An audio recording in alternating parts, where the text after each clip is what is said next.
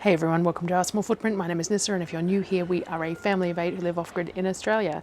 Now, I don't know if I need an intro for this video, but I think I'm about due for one. It is Thursday. I've had a few days of slow kitchen days doing just meals, lunches and dinners and some bread and stuff, but basic stuff that I haven't recorded because we've had all that rain from the cyclone, but also we've just had a lot of admin work going on. So I've been daggy, like wearing jammies out in the kitchen and stuff like that, and I don't film any of that. But today I was supposed to start this morning in the kitchen, except Darryl was cleaning the oven and stuff for me, and he didn't get it done till later, and then the kids cooked quesadillas for lunch, and anyway, it's like 2:30 and I'm only just getting started, so I'm not going to get everything I wanted to get done today. It's going to roll over into tomorrow, but I might get some prep done for today to lead into tomorrow. So first up though, I am going to put some meat on for dinner. Now Darryl is fasting on Thursdays at the moment for Lent, so he's not eating tonight, so I might use that as an excuse to try the high protein, low calorie mac and cheese that I've been wanting to try. So I'm going to make that for myself, and I'll make the kids a dairy-free mac and cheese to go with it. So what I'm doing is getting some meat that will work for that, but also will work for the next couple of days. So what I'm doing is I'm pressure cooking some pulled pork. Now this is the last roast from the most recent shopping trip, and I was going to can some of this, but I don't have time to do it today, and it needs to get used, and so I'm just going to use it all. Now, going back to the 4 to 6 week grocery shops, what I will be able to do though is buy an extra roast here and there to get them on the shelf, because we really like having this pork up on the shelf. It works wonderfully to be able to grab it straight off the shelf and use it in a myriad of ways. But today I'm just going to pressure cook it all. Now this is probably a little more than I should really put in this pot, but we'll make it work. It's not enough to want to pull my big canner out. So I've got a cup of just water in the bottom of there just to make sure there's some liquid in the bottom, and then what I'm going to do is make a lower sugar barbecue sauce for it. So I'm going to wash my hands and get a clean surface. Alright, so we're going to go super simple with this. We're going to use the no markings left on my jug here. I'm going to use my lower sugar ketchup. It's not sugar-free, but it's 12 grams per 100 in sugar, which is fine, tolerable considering the amount that's actually going to be consumed. So let's go see.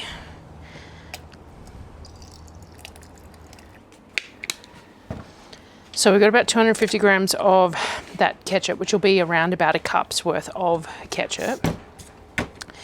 And we're going to add a few bits and pieces to make it barbecue.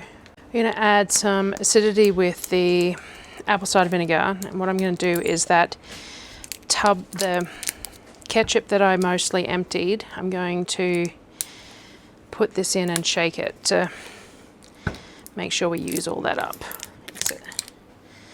So we want sort of, I don't know, 2 tablespoons worth. 2 tablespoons-ish.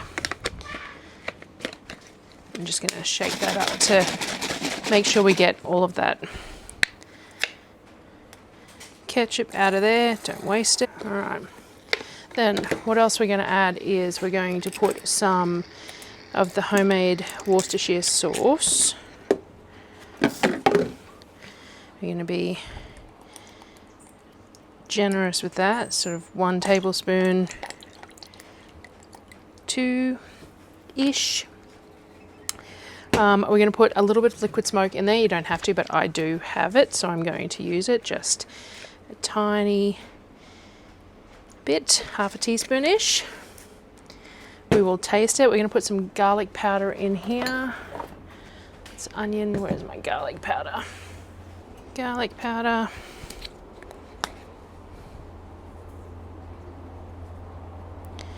And a bit of onion powder, and then a bit of salt,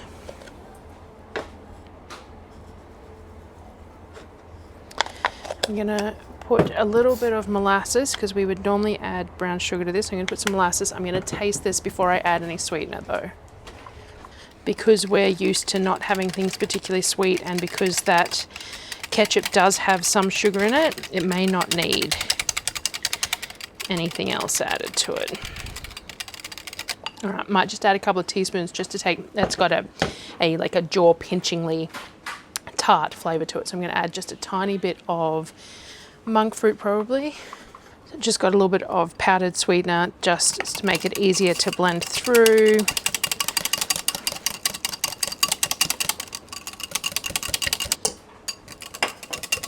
And that was about 1/8 of a cup or 2 tablespoons, and that should be fine. So now what I'm going to do is I'm going to put about half of this on the pork, and the other half I'm going to hold to put once it's cooked. So we've got about 1.5 cups of water to go in the bottom of that pot, and then we're going to do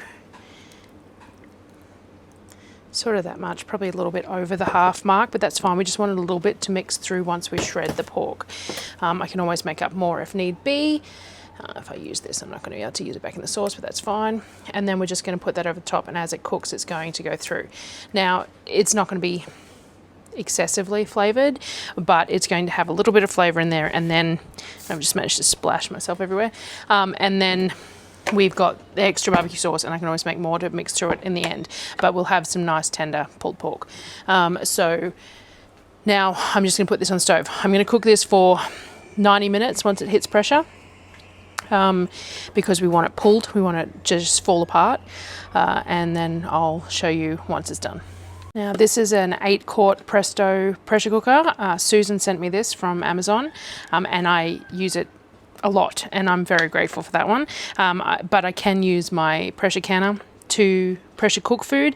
It's just that for this quantity, this works really well on a smaller quantity. It works well for a whole chook, but if I'm doing 2 or 3 chooks, then I tend to use the pressure canner because it's a bigger pot, but it works really well for this. I'm probably overloading it slightly with the pork, but it'll be fine.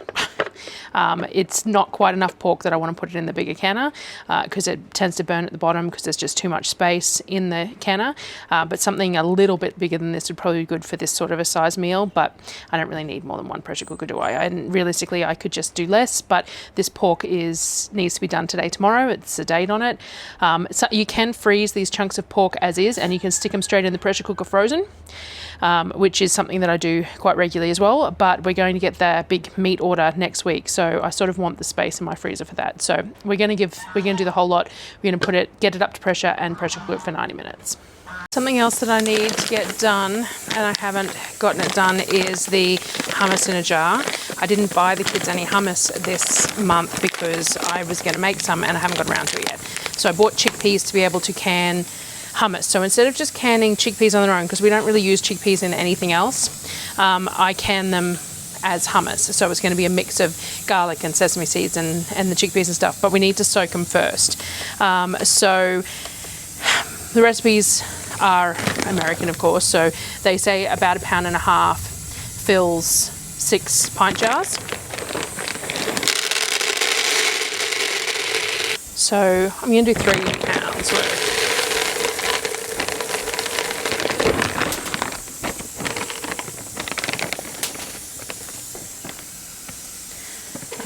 And we'll plan to do 12 pint jars all at the same time. So we got 3 pounds worth there. Put the rest in sealed containers, and all I'm going to do is I'm going to cover these up to sort of here with filtered water. I'll check it tonight in case it needs more water, but we're going to soak these overnight so that I can use them tomorrow. Alright, I had no floating ones, so I'm just going to leave it at that. This will need more water as they swell, but the Berkeys are a bit low at the moment. I'll keep topping it up as the day progresses. So I'm going to soak these overnight until tomorrow, and then we'll turn them into hummus then. I'm going to store the excess in jars, and I was just curious about the approximate weight of one of these half-gallon jars of chickpeas, and it's about 3 pounds, so that will work out well. I do need to buy myself one of the mason jar vacuum sealers for dry goods, because I purposely bought these jars so that I could store stuff in them, but I don't have a mason jar vacuum sealer yet. It's something I need to get. So yeah, so there's about 3 pounds of chickpeas in each of those. So next time I want to do hummus, so long as this one works, I've made it before, so I don't see why this won't work, but so long as it works out fine, there's 3 pounds worth to soak and make the next batch. So I'm just going to put these on the shelf for storage purposes. And yeah, so that's tomorrow. So tomorrow when I do that, I'll need to toast sesame seeds and roast some garlic and things like that. I'm not going to do that right now. What do I want to get done next? What's the time? It's 3:20. Now, I do need to do smoothie pops, which I do all the time on here. I had run out of ice cream sticks, but I just bought myself a whole lot. I buy the Kavik ones because I use the Kavik molds a lot of the time. There is an affiliate for that. I do have an affiliate link for that as well. I think I get 15% of anything that you buy from Kavik. But I bought a whole bunch of these. So they have $80 free shipping if you spend over $80. So I bought a whole bunch of these. I also actually bought a whole bunch of these. Now these were marked down to like $2 each, and they're little freezer pods. They're made for baby food really, but they're a 90 ml gap. So 90 mils is a good amount for storing, and they have lids, and I bought like 12 of them, 14 of them, something like that, because they were so cheap. So these will be really good for bits of fruit and stuff, and the size of these will be good for the Thermix instead of those really giant cubes at times. So I bought a whole bunch of those when I bought the sticks, but yeah, I bought a bunch of sticks. So I do need to make smoothie pops for the kids. All right, I've got so much that needs to be done that I'm a bit overwhelmed by it all at the moment. So what I'm going to do is I'm going to go simple. I'm going to get the smoothie pops done. It's 3:30, so I might leave it at this. There is a few other things that I want to get done on my list, but I'm going to leave them for tomorrow. So there's the canning of the hummus, which has to be done. Sorry, adjusting the temperature on the pressure cooker. So there's the canning of the hummus that needs to be done, but I also need to do some of the baked cheesecakes for Darryl and I, as well as the cheesecake pops. I wanted to do some biscuits up as well. Probably one of the protein there's a bunch of stuff that needs doing. Some bread maybe tomorrow as well. So anyway, it's all a bit much. So what I'm going to do is I'm going to stick with something simple. I'm going to make the smoothie pops. You've all seen me making before, so I'll just do a quick overview. I've got all my frozen fruit. This is strawberry mango puree. I've got a banana and a half for each batch. I've got a couple of cubes of dragon fruit and a handful of strawberries for each jug. Now each jug normally does 2 full smoothie things, so that's what I'm going for, is 4 of those smoothie things in total. So I've got that. Now I've still got one of these low sugar juices that I bought that were on clearance that I've been using for the smoothies. They're basically just watered down juice, which is fine. It works well to add liquid to this. So I'm going to use half of that. So 500 grams of that. I'm going to use some coconut cream.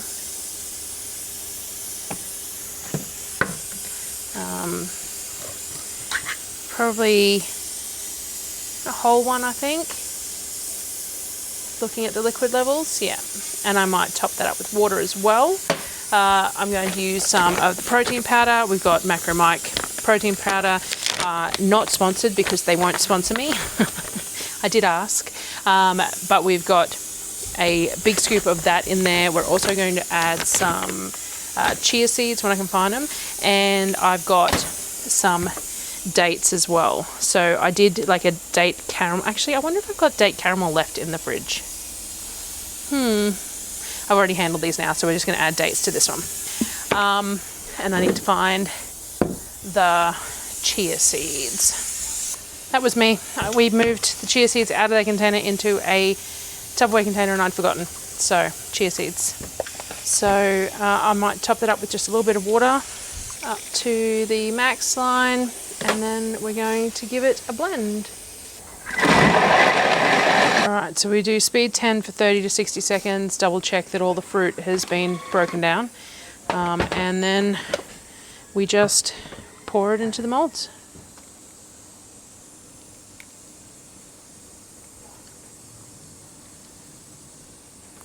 And then I'll just keep on repeating it. So you've all seen me do this numerous times.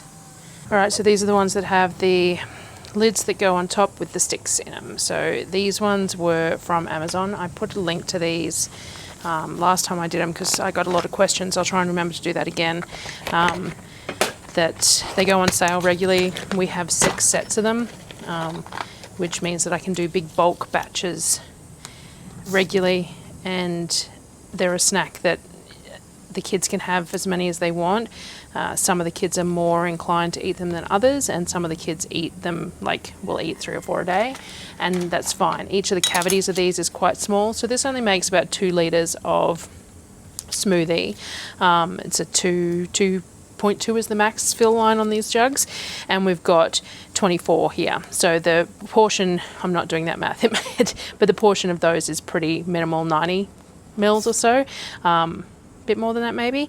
And so even if they have multiple in a day, that's fine, because when you think about it, if the kids are making a smoothie, like a jug of smoothie up, they will drink that smoothie between all of them, just the whole jug. So it's being split into this amount. So if they ate 24 of these in a day between all of them, then that would still be the same amount as if they just made a jug of smoothie up, except that it's been dragged out over multiple snacks. So that's why I like doing it like this, rather than them just having a jug of smoothie.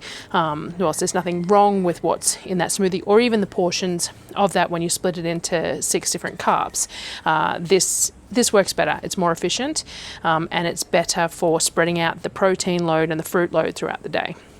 Anyway, that's how I feel about it. So I don't mind making up the 2, 4, 6 of these and having them over a span of time. It still means I have to make them fairly regularly, because that amount of children, they go through it fairly quickly. But yeah, I find this a good way to do it. So I'm just going to repeat that whole process, fill another 2 containers with the rest of the fruit, and get these in the freezer. 90 minutes and a quick release, and it's all just fall apart. All just perfectly shreddable. So now what I'm going to do is I'm going to grab a bowl so that I can pull the majority of it out into a bowl and leave some of the liquid behind, and then add the rest of that barbecue sauce, and then I suppose I'll get started on dinner. Alright, so I get a big bowl of the pulled meat. It all just falls apart. You just have to move it. Some of it's got a bit of colour on the bottom from the bottom of the pan, because I stuffed it in a bit too firmly in the pan. It's not burnt, just sort of toasty. So what I'm going to do is grab a spatula, and we're just going to spread the rest of this barbecue sauce in and mix that up a little bit, and then that will leave it fairly, it's not heavily flavoured, not heavily seasoned. It's got a little bit of flavour, but nothing too much, and that will mean that this is versatile for a myriad of things now. So I'm gonna put some foil over this for the moment and let it rest in the sauce and the juices, and then I'm going to start on the mac and cheese to go with it. Super good. Such a good way to use these cheap cuts of pork, all these different things that I do with these really cheap cuts of pork, that you'd pay a lot more for the cuts that are suggested for it, but I find that this works perfectly well for this sort of thing. So alrighty, I'm going to put some foil over this and get moving on the mac and cheese. Alright, for the kids I'm going to use standard just macaroni pasta. I'm going to cook up 2 bags of it, because there'll be leftovers for tomorrow that way, and I'm going to give this high protein pasta a try. This has lupin flour as well, so it's 55.1 grams of carbs, but 21.8 grams of protein per 100 grams, which is a little over a serving. So 44 carbs, 17 protein for one serve. It says there's 5 serves in this, which is 400 grams. So I will we'll cook it up and I'll see what it's like. And I'm going to do the Aussie Fitness high protein cottage cheese based mac and cheese flavouring.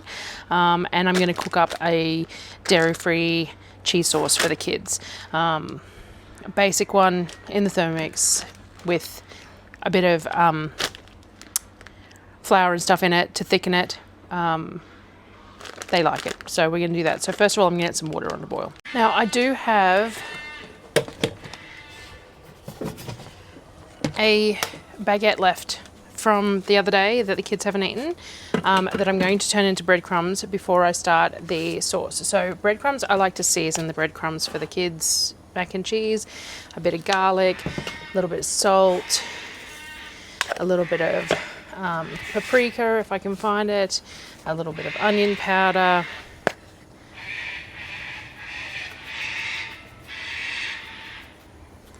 grab some paprika, a little bit of paprika, and we'll break these up and then we'll stir some ghee or something through it before we use them.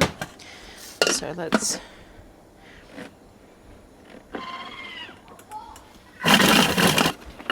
so there we go, some breadcrumbs made out of that leftover baguette. I'll just get a bowl to put them in. All done. Alright, so breadcrumbs to put aside. Now we're just going to make, as I said, a basic cheesy sauce to go with their pasta. I might put some cauliflower rice, broccoli rice in there as well, just to boost it. But what we're going to start with is some flour. So I normally do around about 100 grams of flour. About 100 grams of flour, and normally about the same in Nuttalex or ghee. Let me find. Right. About the same in ghee.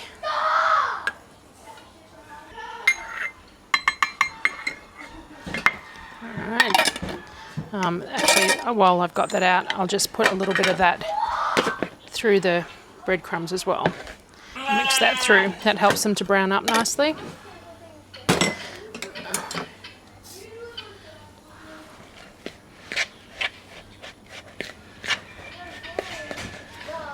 And if I don't use all these, I store them in the freezer, so that little bit of ghee in them is not going to make any difference. So, there we go. Slightly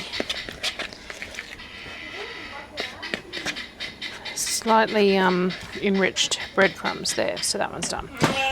So sorry, what was I doing? I was doing this. So 100, we're going to put a little bit of forgetter in here. We're going to put a little bit of nutritional yeast. Grams of that. Then we need some cream. We're going to take it up to about a litre. So we've got a tin of coconut cream and then probably another one for water. Like that. I'm lost. I'm just don't know what I'm doing today. I'm just going to blend this. I'm just going to cook this and then I'll think about what I might have missed. So we're going to just go for about 6 minutes at about 90 at 3.5. Sounds good. And this is going to cook and thicken a bit like a custard, but it's going to be a savoury one. And then I'm going to get the pasta on. All right, I did forget I was going to put the broccoli cauliflower rice in it, so I'm going to do that. And I'm going to cook it for the last couple of minutes to cook that through.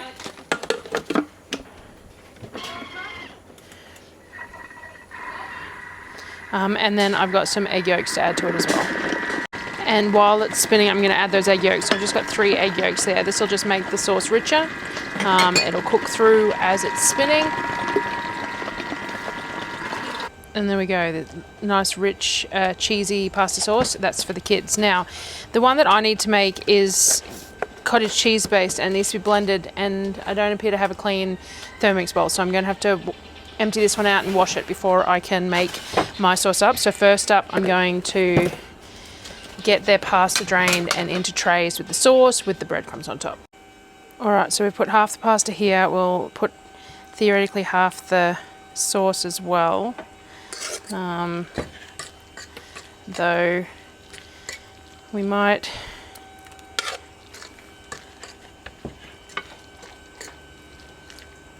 end up needing, I don't really want to make 2 batches up, but we might just add, should have kept some of the pasta water aside. to add to this one. Let's see, we'll get another tray and we'll put the other half of the pasta in and then we'll change my mind. Made a mess in the process. Just gonna stick it all. You wasted so much food, woman! Sonnet. Changed my mind and made a mess in the process. I do think I could do with more liquid though. So what I might actually get Sonnet to do is grab a jar of stock off the shelf. The chicken stock. Yep. And I think I'll just add that because I could have added stock to the sauce and just extended the sauce, but I didn't think about it at the time. I also need a spatula to get the rest of that out. So yeah, I think that's going to end up a little bit too dry if I just cooked it like that. So I've just got a jar of stock that I canned, and I'm just going to mix it through, and this will just cook off in that sauce in the oven with the breadcrumbs on top. That looks much better consistency wise. So now Sonnet's going to sprinkle breadcrumbs all over the top. It's fine. Alright, and I'm just going to give this a quick spray to help the breadcrumbs brown. And then I'm going to stick that in the oven, and then I'm going to clean the Thermomix to make mine. Alright, so the Aussie Fitness one has 300 grams of cottage cheese. Let me find a spatula again. So we're going to put the rest of this, which is just over 300 grams, 340, just because I'm not leaving 40 grams sitting in the fridge. And it has 5 of the Laughing Cow cheese triangles in it. And then 25 grams of cheese powder. It says, like, the recipes say you can use like from a mac and cheese packet or the Delicio brand cheese, all that sort of thing. I purchased some cheddar cheese powder off iHerb from Frontier Co-op, and we're going to give that a go. So it's 25 grams of that. I'm going to put that in a jar so it doesn't go hard. And then a bit of mustard powder, except I'm not sure where my jar is that has mustard powder in it. I'm going to scrape down the sides and then give it another bit of a blend. Sonnet put it in a jar for me. I'm just going to blend that up again. A little Ninja cup or something would be a lot better for doing this amount with, but my Tri-Best, the cups are a bit small for this, need like the next size up. It's cheesy and tangy, so we'll see how we go. So now I need to drain my pasta off and get that mixed through. Alright, so we've got the protein penne here, and this doesn't seem like a lot of sauce to go over it all, but I think the pasta ended up being, the packet was 400. I think these recipes are made to go with 300, but again, I didn't want to partially cook a packet of pasta. So let's see how this goes through. That makes a weird noise. Must be good. It looks alright. I haven't put the pork through the kids' mac and cheese. I just put it straight in the oven and then they can add pork, but I might put some of the pork through mine and maybe some of the juices from the cooking of it as well, and that'll add just a little bit of liquid. This is going to be 4 meals, so the idea is I've just done 4 big scoops of pork. There's a 5th one. Sonnet's doing me a ladle full of the... How much do you want? Just do that for the moment, of the pork juice. And let's mix all this together. It's not really mac and cheese. It's a cheesy pasta rather than a mac and cheese. There would need to be a lot less a lot less pasta to cheese ratio, I think, for that to be a true mac and cheese, but it's not bad. And I'm going to be naughty and use some of the breadcrumbs as well, because I just really like the texture difference in a baked mac and cheese of the Breadcrumbs on your top? breadcrumbs, and I want to, so I'm going to. There's no point in wasting the rest of them. Sonnet's being, encouraging me to use them all, because there's no point. It's wasting of them, and then you won't use them on anything else. And I'm just going to, can you rinse that again for me? I'm just going to drizzle a bit of ghee over the top to add to those breadcrumbs, and then the kids will just pull this pork out and they can add chunks of it to their dishes. So Sonnet's done that for me. I'm going to stick mine in the oven as well, just for 10 minutes to crisp up that top, and then dinner is ready. Alright, so this is the high protein one. Now theoretically this is 4 and a bit serves, which seems a fair amount. I'm going to have a look at what a quarter looks like when it's put in a bowl.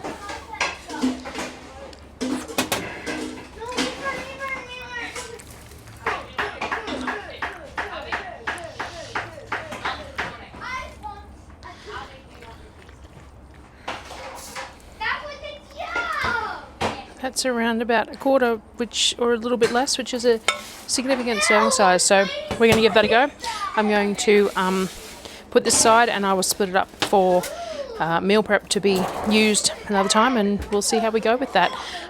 So that was the Aussie Fitness high protein mac and cheese, sort of. Like, it wasn't a specific recipe, it was a mixed up one because I wanted to use that pork with it, and it's going to be a little higher carb because I use the breadcrumbs and things like that, but I'm okay with it. I'm not as strict as Darryl, and it's about trying to be aware of portion sizing, everything in moderation, things like that, making better choices. So this is a better choice for mac and cheese than something I would have made previously. So that is it for today. I will see you tomorrow.